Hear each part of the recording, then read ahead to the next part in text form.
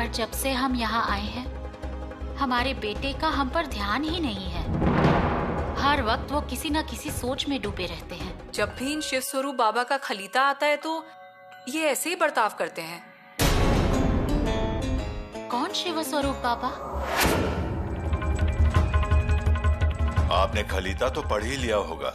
हमने खलीता पढ़ा, लेकिन हमें यकीन ही नहीं हो रहा है। अजी हमें भी विश्वास नहीं हुआ।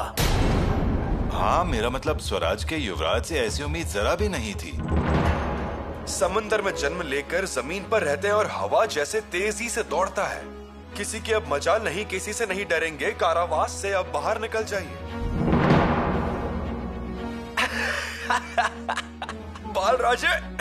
बालराजे शिव स्वरूप बाबा के खलीता का अर्थ पता चल गया।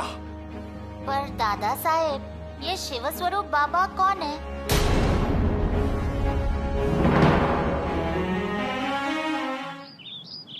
शंभू भाई रात भर सोए नहीं क्या? नहीं मतलब उनके दीवान कक्ष से बहुत देर तक हंसी मजाक की आवाज सुनाई दे रही थी। रानो दीदी, बालराजे के साथ उनकी निजी सलाह चल रही थी। अरे बाप रे, हाँ क्या? बालराजे से सलाह मांग रहे थे? उनके बारे में पूछो ही मत, जैसे कि पूरे स्वराज्य का भार उन पर था। और वो व्यवहार भी बड़ों जैसा करते हैं। हमसे बार बार कहते रहते हैं, भाभी जी अब हम बड़े हो गए हैं और भैया जी के बाद रायगढ़ की सारी जिम्मेदारी हमारे कंधों पर है। कुछ भी कहिए भाभी जी, हमारे दोनों ही भाई एक दूसरे के बिना अधूरे हैं। बालराजे, उनका दिल कहाँ लगता है? हम श्रृंगारपुर के लिए निकले तो वो हमसे 4 कदम पहले तैयार। लेकिन रानो दीदी, बालराजे के आने से युवराज की हंसी लौट आई है। हमने इतने समय बाद युवराज को ऐसे हंसते हुए देखा है। सही तो है। देखिए ना, रात भर जगने के बावजूद वो सवेरे जल्दी उठ गए। बालराजे को लेकर टहल कर वापस भी आ गए। हे भगवान, अब रानो दीदी हम तो बिल्कुल भूल ही गए। क्या हुआ? आज हम देरी से उठे थे और युवराज को जलपान देना भूल गए। भाभी जी आप चिंता मत करो, हम हैं ना। हम करते हैं भैया की जलपान की व्यवस्था। आप आराम कीजिए। और हाँ, आपके लिए भी थाली भिजवा देती हूँ। अब आप 2 जान हैं, इसका ध्यान रखिए। नहीं तो ऐसा करती हूँ, भाई को भी लेकर यहीं आती हूँ। आप साथ बैठकर ही जलपान कीजिए। आती हूँ। शंभू भाई, शंभू भाई, अरे किधर गए हैं ये दोनों?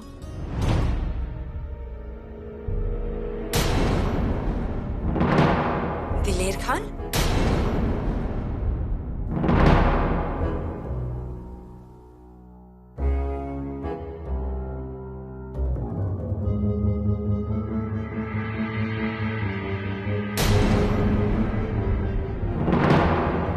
अब भैया से मिलकर बात करनी ही होगी। युवरागी, हम निकलते हैं। आने में देरी होगी, हमारा इंतजार मत करना। हाँ ठीक है, पर कुछ खाकर तो चाहिए। नहीं, हमने दूध पी लिया है। युवराज रुकिए, हम आपके लिए अभी कुछ लेकर आते हैं। बैठिए। लेकिन आपको किस बात की जल्दी है? हम लौटकर आपसे बात कर लेंगे और आप खुद का ख्याल रखिएगा, वरना वहाँ भी आपको हमारी फिक्र होगी। हम आते हैं। कुछ कहा नहीं युवराज ने। चाहे कितनी भी जल्दी में हो, हमसे बात किए बिना तो कभी नहीं जाते। क्या बात हो सकती है? युवराज, कविराज रहस्य का खुलासा हुआ। शिव स्वरूप बाबा के लेख का अर्थ हमें मिल गया। वाह वाह, ये तो माँ काली की कृपा हो गई। काली माँ की ही कृपा हुई है। इसे समझने के लिए हमने बहुत परिश्रम किया था। हम समझ नहीं पा रहे हैं, कैसे हुआ? बालराजे से बातचीत करते हुए यह रहस्य खुला है। बहुत खूबी से लिखा गया था ये लेख। संदेश क्या है? संदेश है हवा के झोंके का, चारों दिशा में हलचल मचाने वाली शक्ति का। संदेश है फुरफुरना। मतलब? अश्वदल बनाना चाहते हैं। अश्वदल, समंदर में जन्म, भूमि पर कदम, हवा जैसा तेज। घोड़ा, घुड़सवार सेना। अश्वदल। मुगलों को चुनौती समान 4000 जाति के काले घोड़े और चमकने वाली बिजली की तरह तेज दौड़ने वाला अश्वदल। ये काम तो अति सुंदर है और चुनौती तो बेमिसाल है। परंतु कविराज, हमारे पास समय बहुत कम है। कल माताश्री और बाल राजे वापस रायगढ़ जाएंगे। इसके बाद तुरंत ही हमें इस काम को करना होगा। जी युवराज। कविराज, ये घुड़सवार सेना के लिए हमारे पास बहुत सारी कल्पनाएं हैं। क्या करना है, कैसे करना है, सब कुछ। सिर्फ एक बात ध्यान में रखिए कविराज, इस घुड़सवार की सेना ऐसी होनी चाहिए कि स्वराज्य की क्षमता देखकर हर किसी को कांप जाना चाहिए। भाभी जी, क्या हुआ? इतनी परेशान क्यों हैं? हम भैया के दीवान कक्ष में गए थे, लेकिन वो वहाँ नहीं थे। वो बस अभी निकले हैं। आपने आने में थोड़ी देरी कर दी। लेकिन हम उन्हें ढूंढ रहे हैं, ये आपने उन्हें बताया नहीं क्या? हवा के झोंके की तरह आए और वैसे ही चले गए। लेकिन कहाँ गए? नाश्ता भी नहीं किया। कुछ जरूरी काम है, यही कह रहे थे। भाभी जी, श्रृंगारपुर में और कितने महत्वपूर्ण कामकाज चल रहे हैं। प्रजा के बहुत काम रहते हैं। खेत का लगान माफी, बंद, खेत तलब। उन्हें थोड़ी देर भी आराम नहीं मिलता। और इसके अलावा यहाँ कोई शिव स्वरूप बाबा जी भी हैं। उनके खलीते आते रहते हैं। शिव स्वरूप बाबा, ये कौन है? नहीं, वो तो हमें नहीं मालूम है। लेकिन उनके खलीते आने पर युवराज बेचैन हो जाते हैं। बार बार पढ़ते रहते हैं। हमें तो कुछ समझ नहीं आ रहा है। क्या आप इसी खलीते के बारे में कह रही थी? ये वही शिव स्वरूप बाबा तो नहीं है ना? दिलेर खान के नाम से? दिलेर खान? रानो दीदी? भाभी जी, भैया का इस तरह दिलेर खान से जुड़ना, एक तो पहले ही रायगढ़ पर उन पे झूठे इल्जाम, मंत्रिमंडल के उनके ऊपर षड्यंत्र, छोटी छोटी बातों को बड़ा बनाकर दिखाते हैं। भैया के हर एक शब्द का वहाँ गलत अर्थ निकाला जाता है। और तो और उनके हर कार्य का अर्थ गलत निकाला जाता है दरबार में। और अब तो पिताश्री के पास भी शिकायतों का खलीता जाने लगा है। आप ही कहिए, पिताश्री इन्हें गलत नहीं समझेंगे क्या? और उसके ऊपर ये दिलेर खान का खलीता।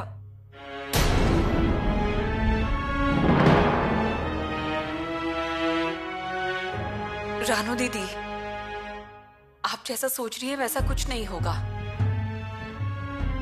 वैसा ना हो इसलिए हम आए हैं यहाँ। भैया से ऐसी कई बातों का खुलासा करना है, वो भी आज।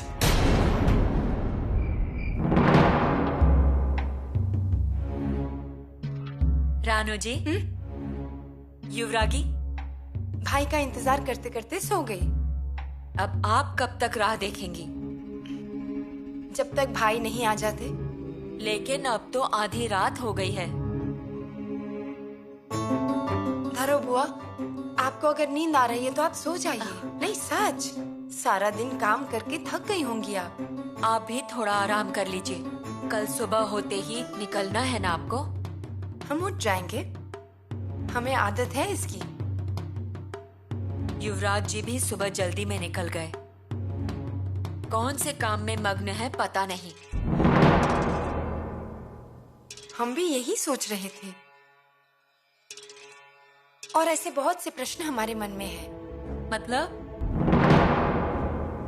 मतलब उन्हें अलविदा कहना होगा ना। हम निकल रहे हैं ना कल, इसलिए भैया से मिलना बहुत जरूरी है। आप जाकर सो जाइए। जी।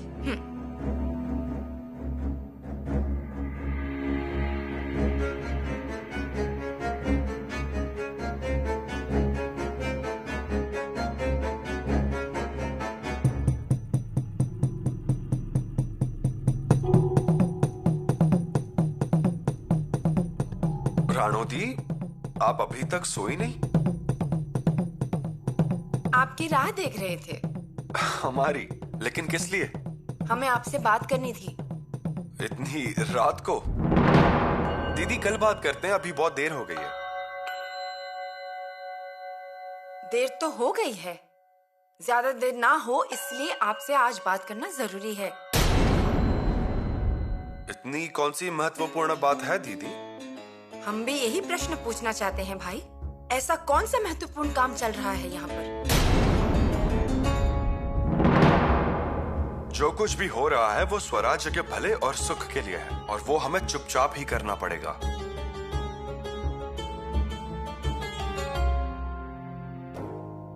मतलब शिव स्वरूप बाबा गुप्त रूप से काम करते हैं क्या?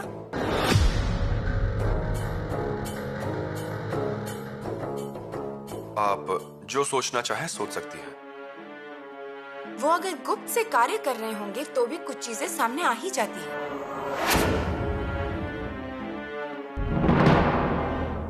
गुप्त शिव स्वरूप बाबा का प्रकट खलीता।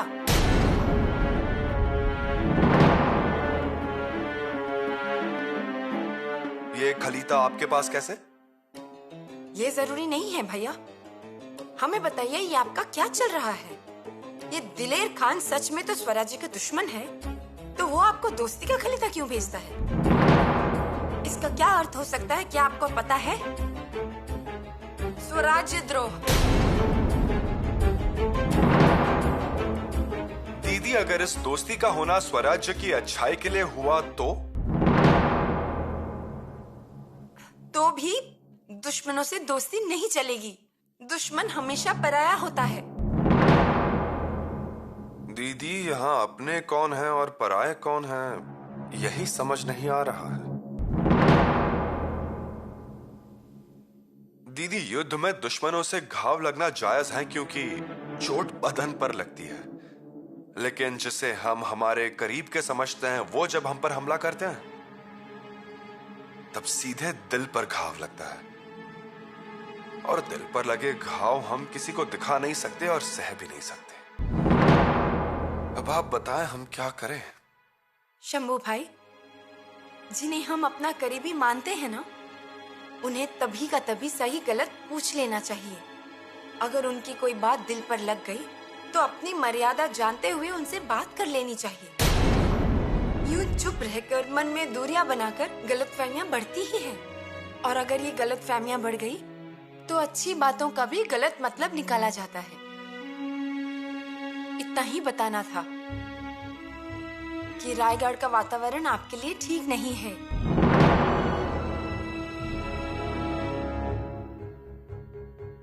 हमें इसकी कल्पना है। क्या आपने पिताश्री से खलीते के बारे में बात की? नहीं। शंभू भाई, बात करनी चाहिए थी। आप ही बताइए, अगर खलीते की खबर पिताश्री को कहीं और से पता चली तो क्या समझेंगे? दुश्मन दोस्ती के खलीते भेज रहा है और आप यहाँ बिना किसी को भरोसा में लिए गुप्त काम कर रहे हैं। इसका हम क्या अर्थ निकाले? आप कौन सा अर्थ निकाल रही हैं? अब हम आपसे पूछ रहे हैं। जैसे ही हमें भाभी जी की खुशखबरी का पता चला, हम तुरंत ही आपसे मिलने चले आए। ये मालूम है कि कल सवेरे हमें निकलना है, ये जानते हुए भी हम सोए नहीं।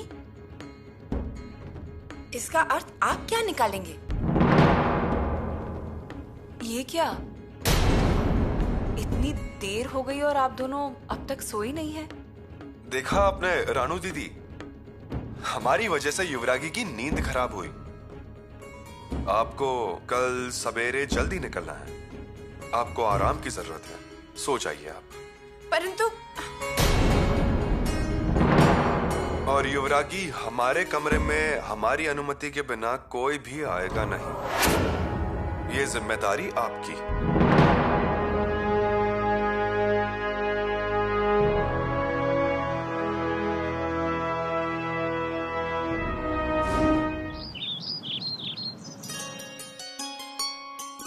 पुतला रानी, बहू रानी की माताश्री ने कोकम दिए हैं। अजी, पर किस लिए? उनसे मना करना चाहिए था ना। हमारे यहाँ साल भर का संचय है। रहने दीजिए ना, उनका मन रख लिया हमने। बहुत प्यार से दिया है उन्होंने। वैसे धारा, किसी को कैसे खुश रखना चाहिए ये कोई आपसे सीखे। मेरा इसमें क्या है, ये सब रानी माँ जी की सीख है। काश आज रानी माँ होती। माताश्री, कुछ और दिन रुक जाइए ना यहाँ। बहुरानी, हम तो चाहते हैं कि आप हमारे साथ रायगढ़ चलिए। महाराज भी अब लौटने ही वाले होंगे। शंभू राजे उनका काम करके आ जाएंगे, तो आप चलिए हमारे साथ, और वहाँ हम आपका अच्छी तरह ख्याल भी रख पाएंगे। आप यहाँ रही तो हमें बस चिंता होती रहेगी। तो फिर क्या चाहते हैं, चले क्या रायगढ़? युवराज जी को अकेले छोड़कर नहीं जाएंगे कह रहे हैं। बहुरानी, आपकी खातिर हम रायगढ़ की वापसी का आग्रह कर रहे थे, पर एक बात है, यहाँ आप हैं इसलिए हमें शंभू राजे की कोई चिंता नहीं। आप अपनी सेहत का ख्याल रखिएगा। और एक बात ध्यान में रखिए, आपकी कोख में सिर्फ आपका बच्चा नहीं पनप रहा है, बल्कि छत्रपति का पोता पनप रहा है। इसीलिए ध्यान रखिएगा।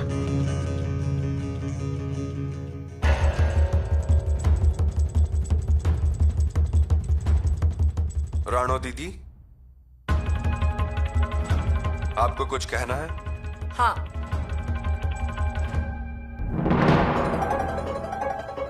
क्या बोलना जरूरी है? अभी बहुत सारी बातों का खुलासा करना बाकी है भाई। होगा, योग्य समय पर आने पर सिर्फ आपको ही नहीं सबको बता देंगे।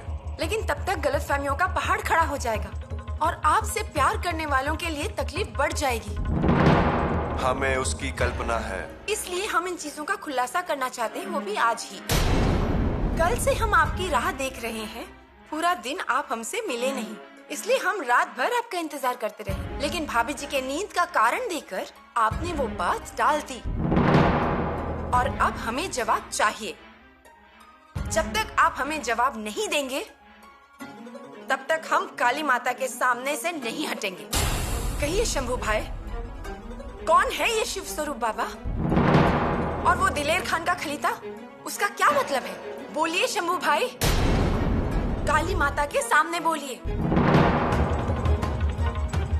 राणो दीदी, अन्य समय पर देवी पार्वती माँ का रूप लोभनीय दिखाई देता है, परंतु दुश्मनों से लड़ने के लिए उन्हें भद्रकाली का रूप लेना पड़ता है। अब आपने कौन सा रूप धारण किया है उसका खुलासा होगा। मतलब? पालकी तैयार है, निकलने की व्यवस्था हो गई है। शंभू भाई, चलते हैं हम। आ गई क्या रानू बेटी? हम आ गए हैं माताश्री। बहुरानी,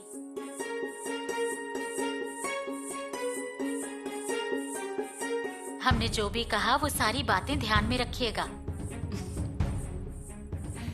रानू दीदी, भाभी जी, आप खुश रहिए बस। बालराज जी, आप तो रुक रहे हैं ना? ये हमें लेकर जा रहे हैं ना, ऐसा ही आदेश भी आया है, इसलिए जाना ही होगा। पर भाभी, रायगढ़ में हम अकेले पड़ जाते हैं, कोई नहीं है हमारे साथ खेलने के लिए। बालराजे, अब यहाँ एक छोटा बालक आने वाला है, वो खेलेंगे आपके साथ। अच्छा भाभी, हमने अपनी तलवार रखी है बच्चे की खेलने के लिए। और फिर आप क्या करेंगे? हम दूसरी बड़ी तलवार लेंगे। बड़ी तलवार? क्या आप उठा पाओगे? जी। आप बड़े हो गए हैं, लेकिन हम भी बड़े हो गए हैं ना। हमारे लिए आप अभी भी छोटे हैं। हम सच में बड़े हो गए हैं, अब हम न्याय भी करते हैं, तो फिर? अब आप बड़े भी हो गए हैं और न्याय भी कर लेते हैं।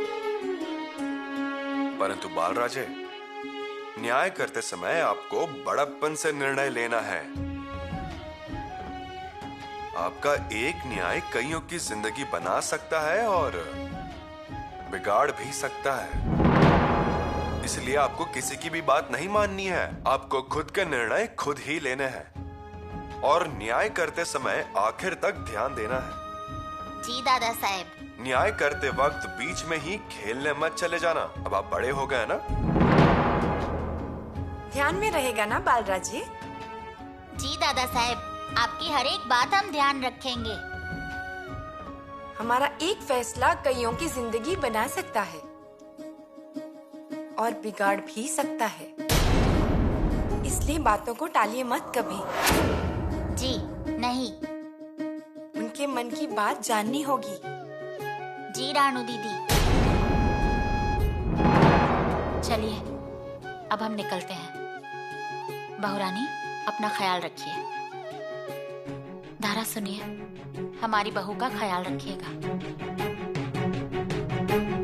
बहुरानी, अब हम आपसे क्या कहें। हमारे शंभू राजे समंदर जैसे हैं, हमेशा आंधी तूफान आते ही रहते हैं, पर आप उनके लिए मजबूत किनारा बनिए, शांत और स्थिर।